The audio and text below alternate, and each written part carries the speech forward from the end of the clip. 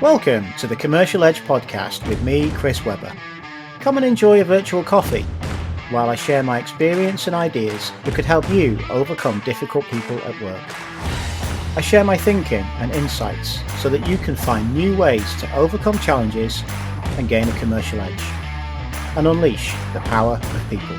Today I wanted to just talk about something slightly different. I'm reading a book at the moment called Status, which is about the importance of status within humanity and the way that we chase status, the way that we work really hard and play games to gain status. And it's a fascinating read, very much tapped into the psychology of who we are and how we behave, and connects to the fact that wherever we are, we seek status. Sometimes that's within games. So sports, we're looking to be recognized for our skills and our capabilities. It could be at work, where we're looking to get status. Social media, number of likes, number of followers drive status. And what the author explains is how status drives so much of who we are and what we do. And I really tapped into this because I'm very passionate about understanding how people think.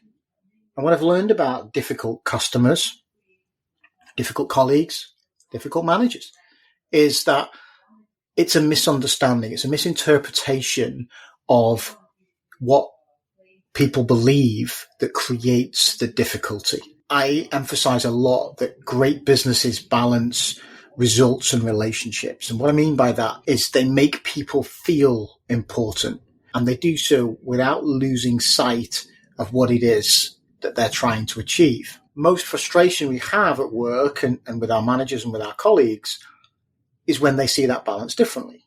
So there is a manager who is really focused on results. That is their biggest priority, and they see people as being secondary. And if you believe that you want to make friends at work, you're trying to build trust with colleagues, you want it to be a great place to work, this overemphasis on relationships can feel very, very uncomfortable. And that could be a trigger for you believing you've got a very difficult manager and you're really struggling with that. And so what I'm always interested in and looking at to understand is what drives these differences? What motivates us to see the world differently than the people around us and creates this conflict? And that's where it stems from, is a conflict because two people have differing views over how important relationships are or how behaviours should be judged. And in the book that I'm reading, the book about status, he beautifully describes the importance of status and how that matters so much to us. And I get it. And his examples are beautiful. And it's certainly something I'm very familiar with. But what he also describes were rules of society. And I think that this is something that really did stimulate my thinking and really did inspire me to start thinking about how that might play into the problems that we have with difficult people at work, difficult customers, different colleagues. And the research that he described is that there are anthropological researchers looking at the history of human society. And human society goes back for millions of years. We are very much built on millions of years of evolution and change. And we've got to this point where we are today because of all of those things. And of course, we've learned the lessons of what it takes to build a great community. And I very passionately believe that one of our superpowers as humans is our ability to live in communities and cooperate. And I think if you look across nature, there are very few animals that can do that can live side by side with other communities, that can live in great communities without breaking out into wars and territorial battles and forcing each other out. And of course, we do that as humans, but we're also able to live in huge cities and huge continents of people packed together. And so the question is how? How can we do this? And what this research was saying is that there are 7 different rules that are pretty consistent when you look through communities who've evolved over thousands of years. You go back in time, these things seem reasonably consistent. And what's interesting to me is that they do appear to apply today.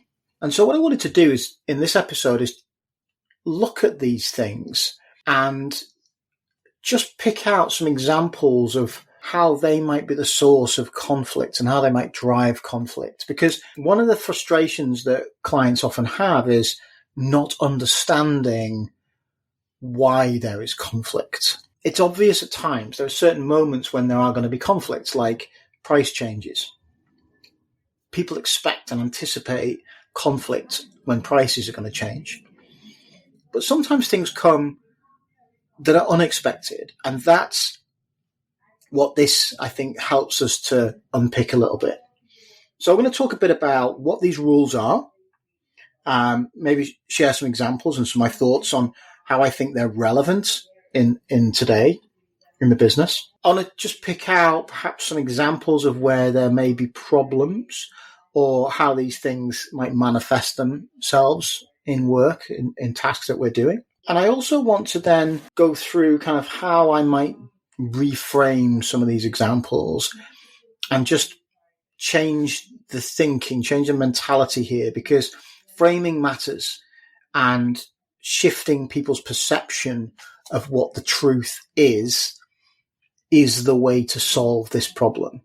And so I'll talk a bit about that as well. So let's get into talk a bit about the seven rules of society. One of them, the first one that I've written down here, is that the community shares resources fairly. I'll come back to that in a second, because that's immediately an area where there is going to be conflict. Even in our own society, there are many ongoing debates about how resources are currently divided, that whether society is fair and unfair, whether certain people get paid too much, whether certain people don't get paid enough. Constant discussion here in the UK about things like nurses. Do they get paid enough? Teachers, do they get paid enough for the jobs that they do? And the lack of investment and the lack of money that goes into carers who are really important for our society, but don't seem to be rewarded in their share of the resources. And that's a big thing that's driving behaviour around the world at the moment, is a perception of how resources are divided and whether that's fair, and whether they could be divided in different ways. We'll come back to that. The second thing is that a community would defer to leaders, that there is a hierarchy, there is a structure to how things are run, and that there is respect and deference to the people in positions of authority. The third one is that the community cooperates and returns favours, reciprocates. And reciprocity is a powerful motivator of behaviour, and I think it's a very strong fundamental part of who we are and how we cooperate. And so a community is seen to reciprocate and work with each other. The community respects property, and there are rules and guidelines about how people respect property, but that's also one that I think is important. The next is that the community helps the community to succeed, that they have a vested interest in the success of the group, that they work together to further the interests of the group. Community helps its family, so our own personal family is a priority for us. And then the last one is that the community demonstrates courage. And I think these things are really important to start to assess in business status. Because what this is saying is people who live by these rules rise in status based upon how we judge them. We see people as role modeling these things. We then increase their status in our communities. We see them as being people to look up to and to admire. And we judge harshly people who break these rules. They sometimes in a criminal sense, but also in a community sense, just a sense of rejection and a judgment of these are not people that we want around us. And this is imprinted on us. And what I want to pick out here is I think that it applies very much to community, certainly, but also what is community? And I think when we work in the same business, we are in essence creating a community. And so if you work in an organization, you want to work in an organization which shares resources fairly. So pay awards based upon performance or based upon results, that there is a leadership hierarchy and that there is respect for the leaders of the organization and their words carry weight, that you help each other out, that if you help each other, if you do favors, that those favors are repaid and that your interests are shared, that you're helping that business to succeed, that you respect the property of other people in the business, that you property in that sense, I think, is roles and responsibilities, what you do versus what I do. So I don't want to step on your toes. I want to show respect for what you do, and you don't step on my toes. And then I think courageousness also plays a part, that we want people to be innovative, to be courageous, to step up into moments that are uncomfortable and a bit stressful, and we admire the people that do so. So I do think most of these really do apply to how we work. And that's important, because then we get frustrated when we've got difficult colleagues and difficult managers if they break some of those rules. And I also want to expand this sense of community to how we work with customers. Because when we have regular customers, when we have accounts that we work with on an ongoing basis, we create dependency, buyer-seller dependency. And those are mutually beneficial. And I think a big part of that is then creating a value for working together. And those things apply again of, is there a fairness in how resources are shared? Is there a deference to authority? Is there a cooperation and favors that are repaid? Are you both working in the interests of the business relationship that you have? And are you being courageous in the way that you work? And I think those are understood. That's where we anticipate things to end up. And so frustration arises when these rules are broken. So for an example, change in channel. You've got a strong relationship with a retailer, for example, and you've been working together for many years. And then there's an evolution. And what's happening now is people start buying online. And you then start selling to online retailers who are perceived as threats to your major customer, your major retail customer. And because of that, your major retail customer then feels that you are not working in the interests of the partnership, that in fact you're working against them, that what you're trying to do is going to drive customers to go online and not go into their store, which costs them money and value. And that becomes the essence of the problem. And this comes up a lot. I've heard clients in the past complain often that they've got partnerships with people, and then these retailers become frustrated and angry that they're selling online, or they're working with Amazon, or they've got their own website, and they see that as an existential threat. And the customer, the supplier, can't understand why. And I think this goes some way to explaining why that's a problem and explaining how you can resolve that problem. And I think reframing it matters a lot. And we'll come back to reframing it in a second, because I think something to reference later. When you start to think of other examples, managers who micromanage, are they infringing on your property? Are they telling you how to do your job? Are they not giving you the freedom to operate? And is that how they become so annoying for us? It feels like they're taking something from us. It feels like they are infringing where they are not wanted. Is that why we react so negatively towards micromanagers? I'm fascinated by this because I think it's an exciting way to start to understand that what sits at the heart of our frustrations is not always the reality, it's a perception of reality. A supplier who decides to go online, start selling their products online, is not doing so because they believe that they want to destroy the relationship they have with their important customer. In fact, often it's quite the counter. They value this customer relation so much, they try and protect it, but they worry that if customers are going online, they're going to lose sales. And so what they're looking for is for this customer to evolve their offering. And I think reframing it to say that it's up to us to adapt to save what we have is a very different conversation than I'm going online.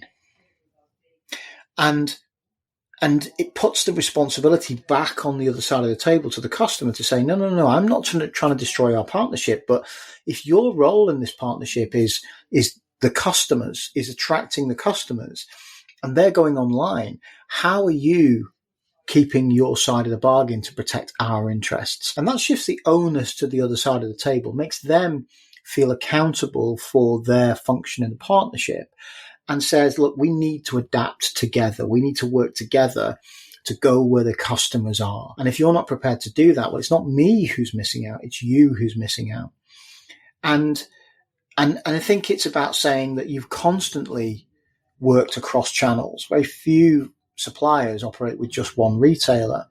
And if you have worked constantly across channels, that's to the beneficial of your partnership, because you have built a brand that customers want and that recognize, and that when it's available in their retail stores, they go there, customers will go there to buy it and other things. So the power of your brand does add value to their organization. And I think shifting that onus and reducing the fear that I'm trying to break this relationship and say, no, let's think of this as something we can do together to fix this, to make sure that we both survive long term, is a very different way of thinking about it. And I go back many years to a client I worked with. They had a massive problem with a retailer, and the retailer decided that they wanted to work the category very differently. They wanted to adapt to consumer insight and change the way they were communicating a product to the category, to consumers on the shelf. And it made sense in one degree, but it was very counter to what my client wanted to do. And the reason I got involved was because my client phoned me up and said, I've got a problem because this retailer is threatening to delist my brand unless I follow their way of working.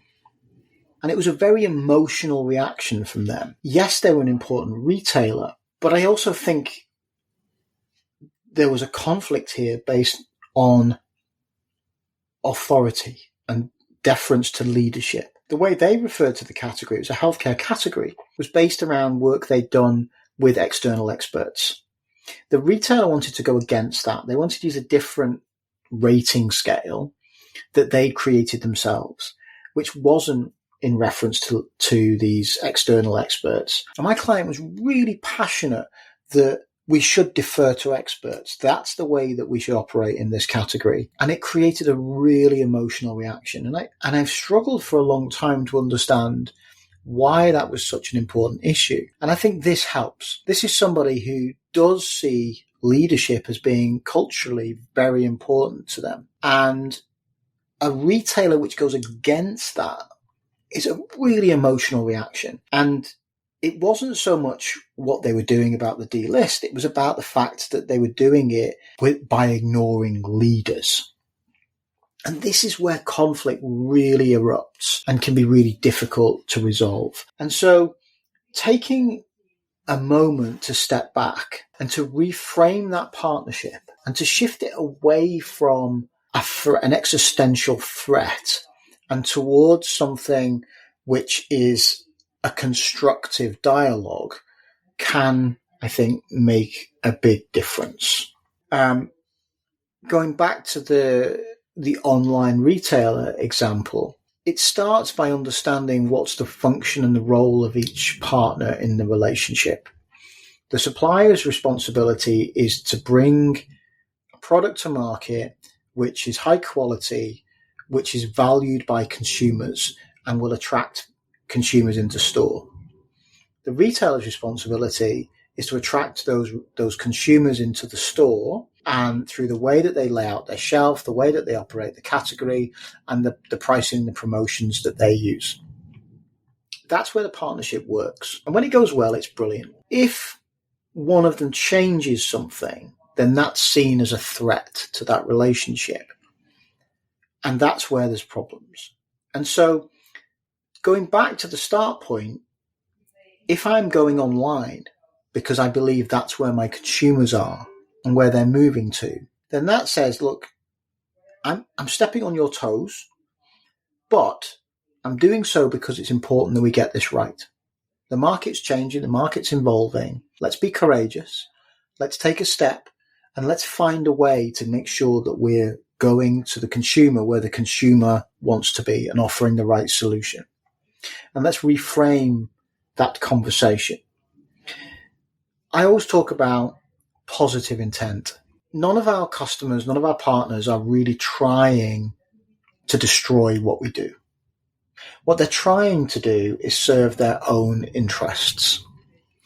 And occasionally this misunderstanding is where problems arise. And so what I always want us to do is to take a step back and think about where are they coming from here? What is it that they're trying to achieve? And how inadvertently are they causing us a problem? And therefore, what do we need to adapt in the way we communicate? And so these 7 rules, I think, really support an understanding of where gains can be made and where losses can be made. If we get frustrated because people around us are not courageous, sometimes I ask a lot clients, what is your appetite for risk? And more often than not, the answer is low. Our organization is very risk averse. And so they then feel let down by their community because they don't believe that people are prepared to take the risks that they need to take. And isn't that fascinating how it can become really emotional and frustrating for people that the company just doesn't want to take on new ideas or won't take a chance on a new idea because it seems counterintuitive, but now it seems important. It's one of the rules. We want people to be courageous with the choices that they make.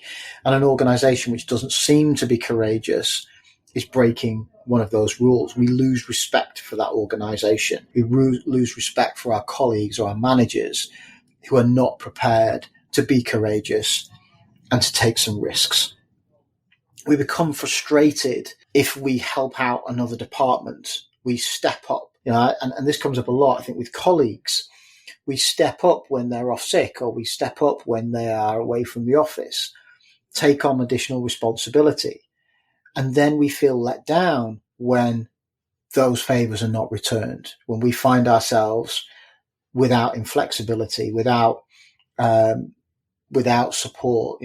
I helped you out when you were off sick and I've just asked you to cover for a meeting for me and you've said no. Great example of how people can become really frustrated because favors are not returned. And these are little things that drive negativity. These are little things that can cause us to start to identify the people around us as being against our interests. And it's very quick for these to escalate. What I'd love is you to think about things that have frustrated you in the last 6 or 9 months with customers, with colleagues, with managers. Reflect on which of these 7 rules were they breaking?